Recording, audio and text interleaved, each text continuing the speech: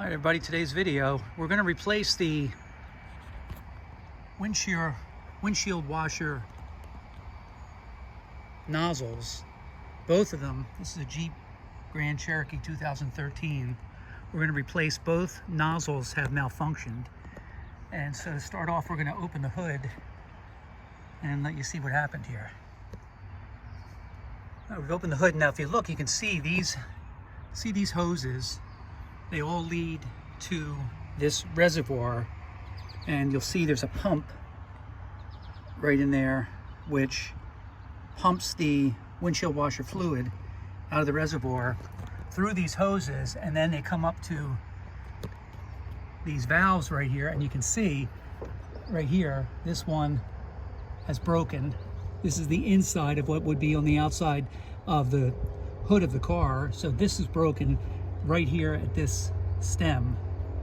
And if you come over here, you're going to see for the passenger side windshield wiper, it's the same. This is broken off here, right, if I could point to it, right here at this part. So we went to the trusty auto store and picked up the necessary parts, which are right here. I chose these are the factory part. It's for this model, which I think is good for between the years 2011 to 2019 to be sure, but check for your own Jeep Grand Cherokee.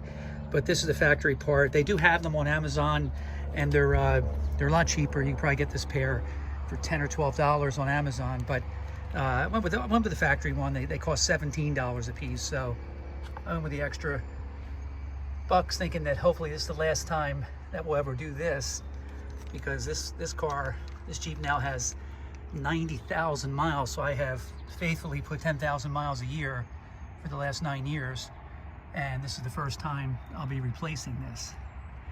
And I'll tell you, I let this go for a few months, and you really do miss being able to clear the windshield. Even though it's a dangerous thing to let it go on this long. So I'm going to do this myself. This would probably be about a $200 repair in any shop that you would take the car to, just to replace these. So I'm going to stop the video and we'll come back, and I'm going to show you how we're going to take these off. If you look right here, there's clips right here. I'm going to use a pair of pliers right on here and just pull and remove these two nozzles from the hood of the car, and then we'll go from there.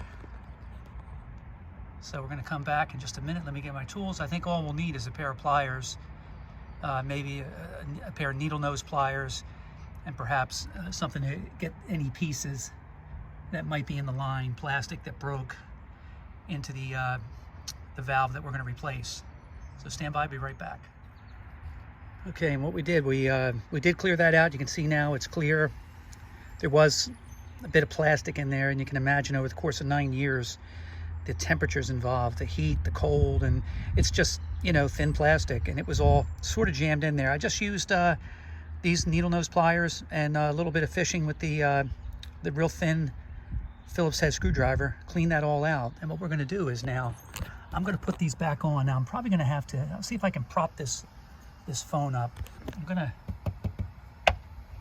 it's still a little hot. I'm gonna put my phone on here because I was running the car, but I'm gonna take this, and you'll see I'm gonna just put these back on right here on this side of the hose, this on this side of the hose, and then I'm gonna extract this. And I think we'll do that first. We'll do that right now on camera and let you see how that goes. And for that, I'm gonna use a little heavier pair of pliers. Probably could do it with your hands, but since it's been on here for so long, I'm going to take it off with these pliers. I'm going to pinch. Right. Oh, you see, that didn't take much. Okay. You can see what fell off. Look at this, just crumbled plastic at this point. There's the seal and the base of this. Take that to clean this mess up. And now what I'm going to do is I'll remove the other one the same, and then pop the new ones on, and then we'll be ready to put the hoses back on. So we'll be back. Going to go off camera for just a minute, and we'll return and we'll place the nozzles and the hoses back in place. And you'll see the same goes for this side.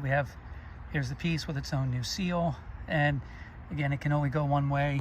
You've got to face the nozzle towards the windshield, of course, to get the windshield wiper fluid.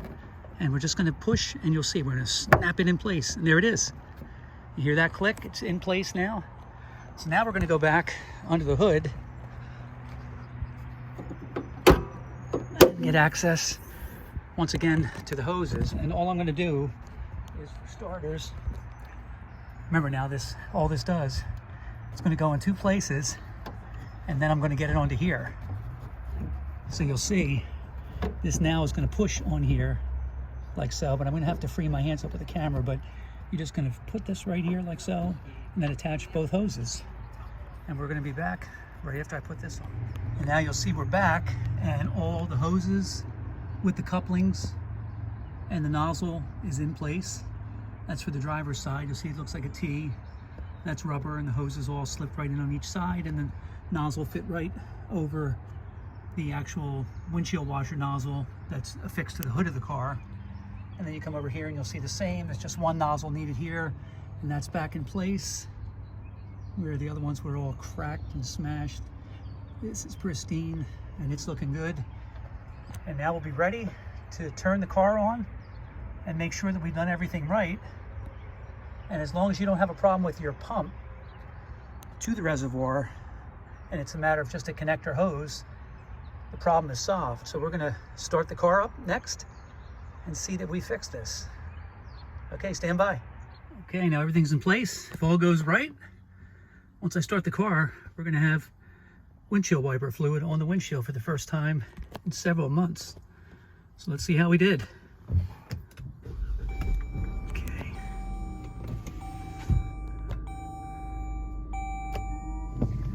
Oh yeah, there we go. Oh, this makes me a happy man. We are back in business, and boy, these work good. I think getting the actual part, the Jeep part, as opposed to one of the cheaper versions on Amazon, is a better solution for this. Look at this. I mean, it's hitting the whole windshield. So that's it, folks. 2013 Grand Cherokee. Do it yourself at home. Save $200 and a happy ending. Thanks for watching, everybody. Take care. See you on the next video.